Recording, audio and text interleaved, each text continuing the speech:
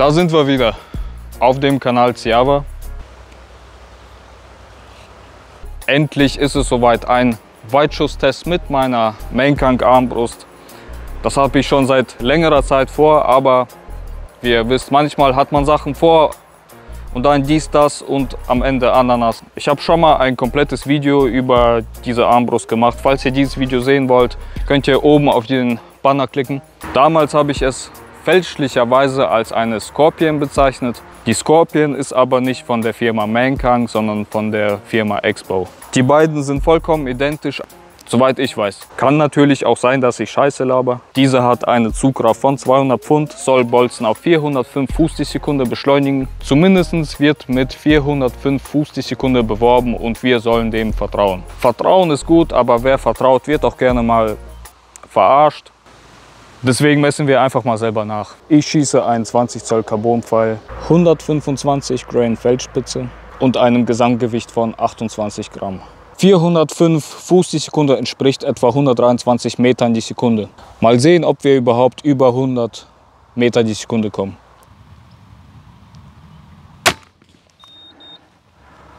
Erste Messung 111 Meter die Sekunde. Gar nicht mal so schlecht, würde ich sagen. Ersten Pfeil kann ich nicht mehr wiederfinden, fängt ja schon mal gut an. Zweite Messung 110 Meter die Sekunde. Ich habe hier noch einen Pfeil, der hat eine 100 Grain Feldspitze und wiegt insgesamt 25 Gramm. Das heißt ein bisschen leichter als der andere Bolzen. Wenn der Pfeil leichter ist, ist er vielleicht dadurch schneller. Probieren geht über Studieren.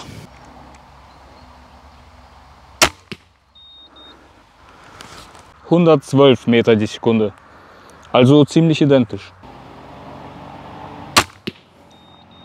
Ich habe diesmal etwas mehr Abstand genommen, 118 Meter die Sekunde. Vielleicht war ich etwas zu nah dran. Meine Theorie ist, dass wenn man so nah dran ist, dass die Armbrust den Bolzen noch nicht zu Ende beschleunigt hat, sozusagen. Eigentlich müsste aber der Pfeil schon bei dem Abstand sozusagen im freien Flug sein. Auch muss man bedenken, die zwei leichteren Pfeile die Federn hier sind nicht perfekt, die sind so wellig und da entsteht möglicherweise ein bisschen Reibung mit der Schiene. Ich versuche es nochmal mit dem schweren Pfeil auf etwas größere Distanz zum Messgerät. 112 Meter die Sekunde, das heißt am Abstand lag es nicht und die Messungen vorher waren wohl valid. Also kommen wir zu dem Weitschusstest. Ich benutze jetzt erstmal ein 4x32 Zielfernrohr. Das ist normalerweise okay, bis auf 50 Meter, aber danach wird es ein bisschen kritisch. Vielleicht werde ich dann auf eine 50 mm Linse upgraden. Mal sehen, ob ich es benötigen werde. Und nicht vergessen, das ist natürlich keine hochwertige Armbrust. Das ist in diesem Leistungsbereich ist das eigentlich eine sehr, sehr preiswerte Armbrust mit knapp 400 Euro. Also zu viel sollten wir vielleicht auch nicht erwarten, aber mal schauen. Ich habe mir hier so einen Chefsessel besorgt. Erster Schuss, exakt 50,5 Meter.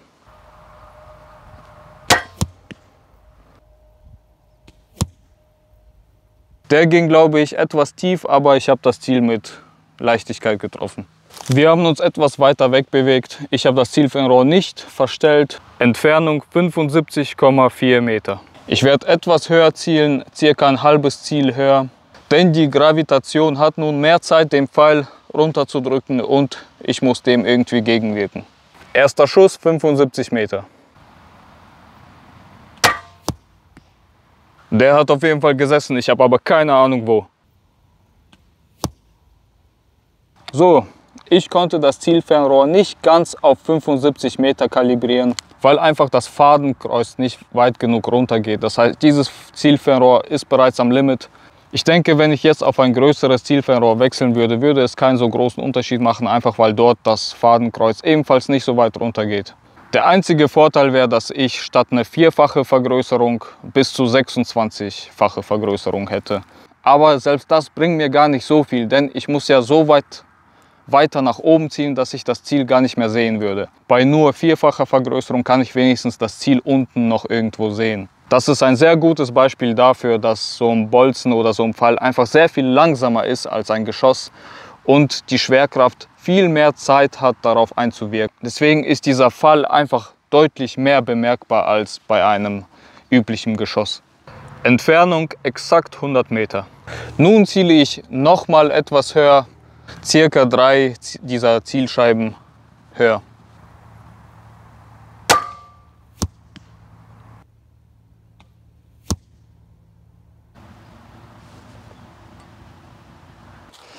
So, hier habe ich getroffen, ins Blaue. Ich glaube, auf 100 Meter habe ich sogar besser getroffen als auf 75 Meter. Auf 75 Meter war das hier. Ich finde das so erstaunlich, wie tief tatsächlich der Bolzen noch eindringt. Ich meine, auf 30 Meter geht die Feder mit ein etwas. Auf 50 Meter stoppt es ganz kurz, bevor die Feder mit eingeht. Und auf 100 Meter geht es immer noch so tief rein. Da sieht man einfach, wie viel Momentum so ein Bolzen hat. Sehr, sehr, sehr gefährlicher Bolzen, auch auf 100 Meter. Bis jetzt hat tatsächlich jeder erste Schuss gesessen. Hier seht ihr noch mal, wie groß das Ziel ist. Etwas mehr als kniehoch. Falls sich einer fragt, wie kann es sein, dass er auf 50 Meter beim ersten Mal, dann bei 75 Meter und dann beim 100 Meter Schießen beim ersten Mal direkt trifft, das liegt daran, dass ich das vor 2 Tagen schon mal gemacht habe für einen anderen Kanal. Deswegen kann ich ungefähr einschätzen, wie viel der Bolzen an Höhe verliert. Auch wurde ich darauf angesprochen, dass das Zuggewicht einer Armbrust oder eines Bogenziehers nichts darüber aussagt, wie viel Power so ein Bolzen hat. Selbstverständlich nicht. Energie ist Masse mal Geschwindigkeit. Da kommt es dann darauf an, was für Bolzen oder Pfeile man verwendet, wie schwer die sind. Und ganz großer Faktor ist, wie effizient so eine Sehne ist. Ein gutes Beispiel dafür sind diese ganz alten Armbrüste, die irgendwie ein Zuggewicht von 500 Pfund oder mehr haben. And wind it back. Now, again, I'm not lying. 1,250 pounds. Die man nur mit einer Kurbel irgendwie gespannt bekommen hat. Und trotzdem gibt es genug Videos, die zeigen, dass moderne Sehnen mit viel weniger Zuggewicht mehr Power liefern. Trotzdem würde ich sagen, dass man sich am Zuggewicht ganz gut orientieren kann. Ich würde so ein bisschen vergleichen mit dem Hubraum eines Motors. Ist ein 3-Liter Motor stärker als ein 2-Liter Motor? Generell würde ich erstmal sagen, ja. Aber ist jeder 2-Liter Motor schwächer als ein 3-Liter Motor? Natürlich nicht. Entfernung 125,9 Meter. Die Frage ist jetzt natürlich, wohin zum Teufel soll ich zielen? Beim ersten Schuss werde ich jetzt etwa 2 Zielscheiben höher zielen als bei 100 Meter. Ah, der war leicht daneben. Der war irgendwo rechts daneben. Den ersten habe ich auf jeden Fall in die Erde gesetzt. 125 Meter, zweiter Schuss.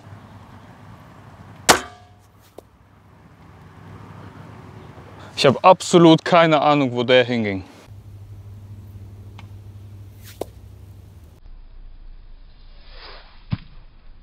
Ich habe nachgeschaut, der Pfeil ist nirgendwo zu finden. Das ist jetzt der zweite Pfeil, den ich heute verloren habe. Läuft. Schuss Nummer 3, 125 Meter.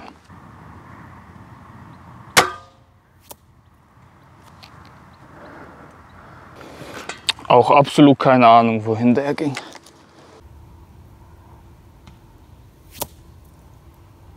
Ich bin noch mal hingelaufen, auch der Pfeil ist absolut nirgendwo zu finden. Der dritte Pfeil für heute verschwunden. Das wird ein teures Video. Ah, scheiße. Genießt es. Genießt das Video. Ah, jetzt habe ich es gar nicht gespannt, Mann. 125 Meter, vierter Schuss.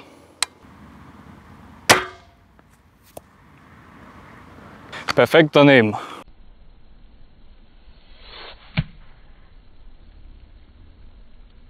Den hier konnte ich wenigstens wieder bergen. Der ging etwas zu weit rechts. Ich renne wirklich jedes Mal 125 Meter hin und dann wieder zurück, weil ich einfach das Gefühl habe, wenn ich die alle auf einmal dahin werfe, komme ich heute ohne Bolzen wieder nach Hause. So weiß ich wenigstens ungefähr, wo die hingingen. Wobei auch das anscheinend nicht so viel hilft. 125 Meter, fünfter Schuss. Let's go.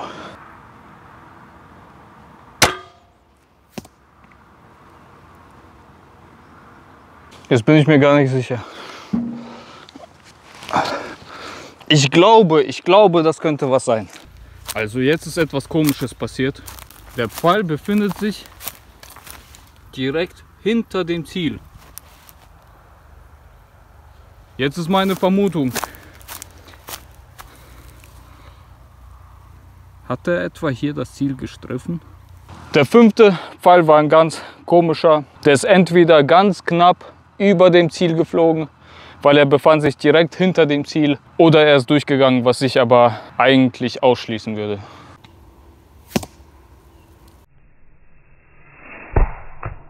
...125 Meter, 6. Schuss.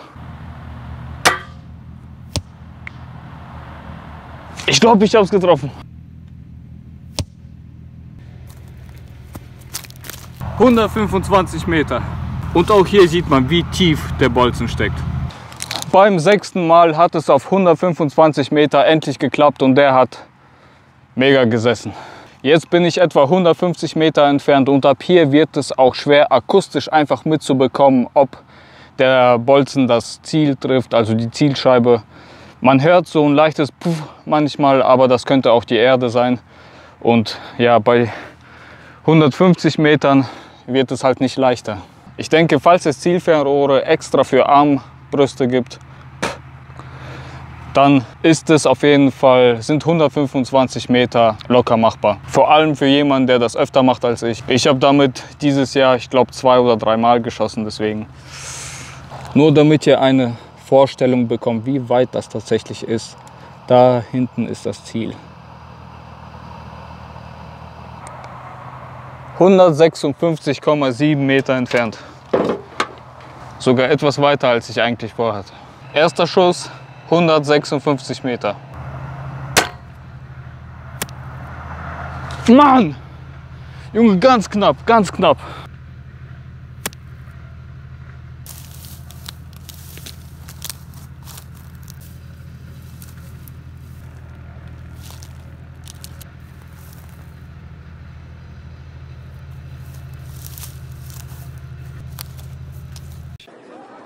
Hä? Fuck! Ich konnte jetzt den Pfeil auf die Schnelle nicht finden. Auch einer der Gründe, wieso ich immer denselben Pfeil benutzen will, ist einfach, dass, wenn ich jetzt einen anderen Pfeil nehme und der hat zum Beispiel, und seine Federn sind zum Beispiel ganz bisschen anders gebogen oder sonstiges, kann das natürlich die Flugeigenschaft beeinflussen. Und dann verhält er sich auch ein bisschen anders als der Pfeil davor zum Beispiel. Naja, 4. Pfeil für heute auf jeden Fall erstmal weg. 150 Meter, 2. Schuss.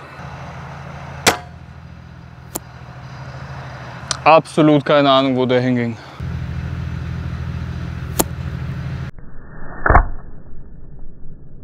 Wisst ihr was? Ich werfe jetzt einfach mal so einen etwas leichteren Pfeil direkt hinterher. Mal sehen, was passiert. 156 Meter, 3. Schuss. Anderer Pfeil, 100 Grain Feldspitze, Gesamtgewicht 25 Gramm. Etwas leichter als die Pfeile davor. Wow, den habe ich im Flug gesehen. Den habe ich jetzt circa 3 Meter vor der Zielscheibe in der Erde gefunden.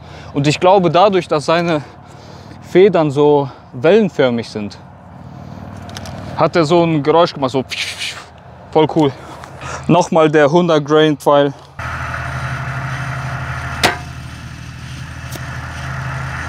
Scheiße, wieder ganz, ganz knapp. Nein! Scheiße! Guck mal, wie knapp! Fuck! Boah, das war so! Jetzt arbeitet da auch ein Kollege gerade auf dem Feld in Richtung der Zielscheibe. Ich muss natürlich aufpassen, dass ich nicht spontan irgendjemanden umlege, denn das ist illegal. So, ich glaube, das ist der 4. Schuss. 25 Gramm Pfeil. 156 Meter.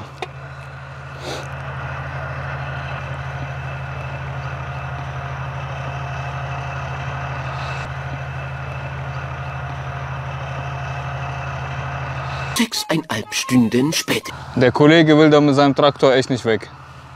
Der muss auch ausgerechnet genau jetzt, genau da arbeiten. 2000 Jahre später. Gibt's doch nicht, schon wieder so ganz knapp.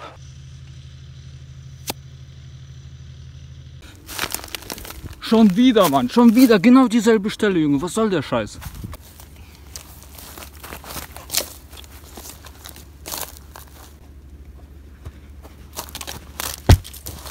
So, 5. Schuss. Ich glaube, das ist der 5. Schuss, alles andere wie gehabt.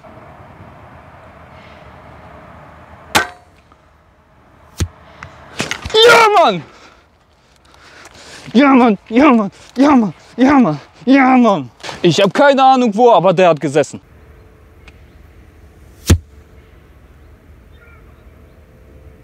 Da ist er. 156 Meter. Aber dieser Pfeil dringt nicht so tief ein wie die anderen Pfeile. Ich weiß jetzt nicht, ob das an der Distanz liegt oder auch am Pfeil selber oder eine Mischung aus beidem.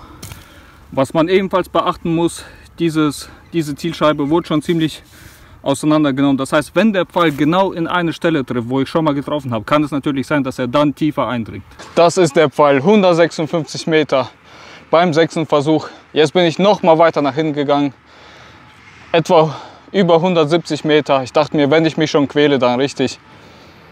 Ja.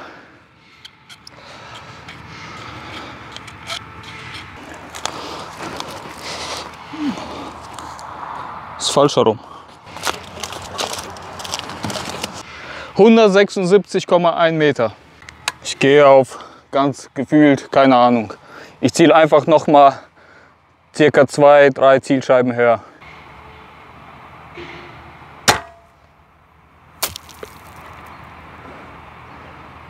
Der ging auf jeden Fall daneben.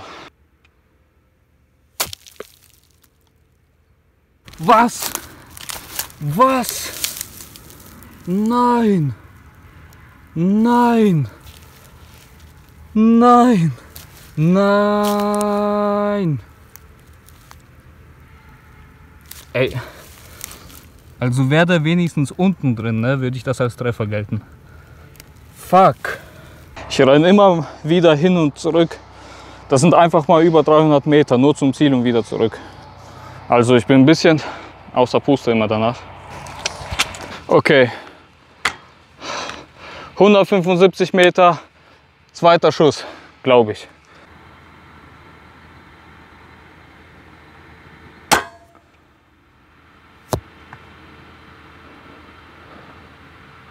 Ich habe absolut keinen Plan.